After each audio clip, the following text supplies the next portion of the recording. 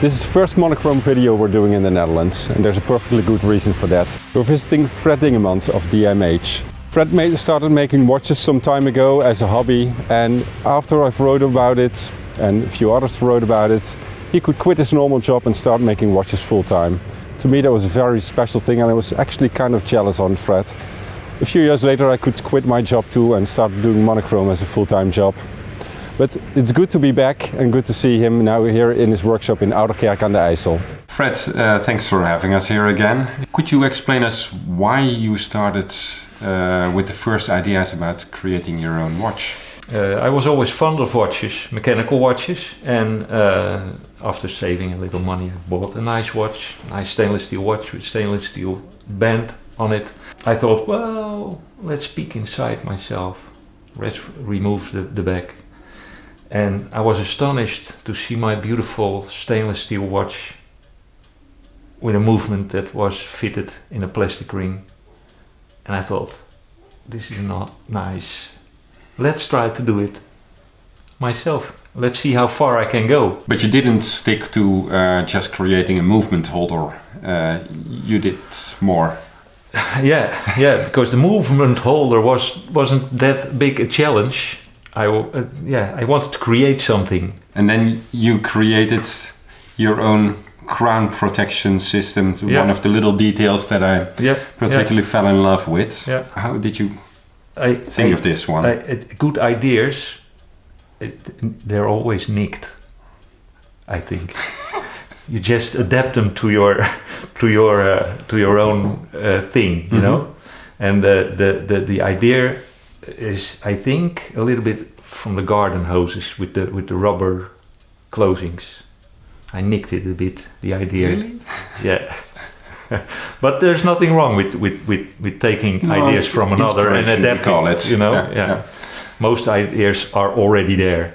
So you took inspiration from a garden hose. Yeah. Honestly, I can't recognize this. Well, maybe it's a long way from the garden hose, but it was the idea. Okay. Yeah. Of course, you started working in fine mechanics. Yeah. You've got the old lathe that your father used to work with. Yeah. How did that come into your own workshop? Important for me to keep working on that lathe because it's kind of a legacy with my dad, whose gravestone is in the garden under the walnut tree. Mm-hmm. So every morning if I go to work, I'm reminded of my example. Fred, one of the things that I always thought was remarkable by the time you started doing watches full time, you immediately said, okay, you know, I can boost up the production, but I'm not going to do it too much. I'm keeping it moderate. I'm making maximum 24 watches a year. Yeah. And there was a very good reason for you to do so, because you wanted to stay in touch with every... Yeah. How is it now after all these years? You're still in touch with every customer and discussing every little detail of every watch with them? Very much. And that's basically the nicest thing about it. It's perfect, and I don't think many people do that. You know, I want to show the customer I'm busy for you. I'm not just I'm busy for you.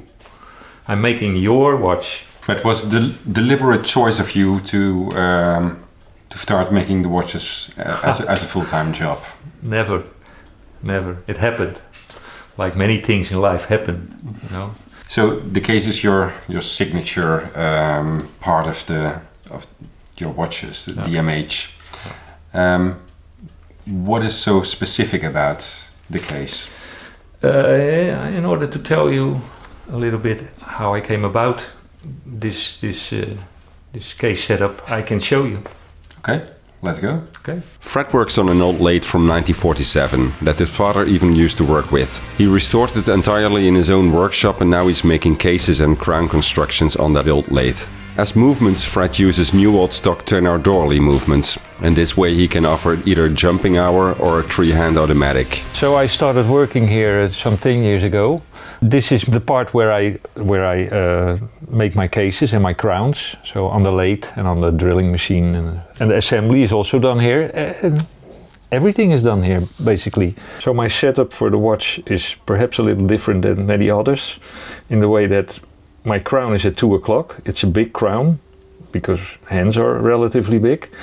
And the crown has to be at 2 o'clock, is my opinion, because if it's on 3 o'clock or 4 o'clock, it's each in your wrist, and in this setup it doesn't. The second is my watches are top loaders, so this case is almost ready. It has to be brushed and made more shiny, more beautiful.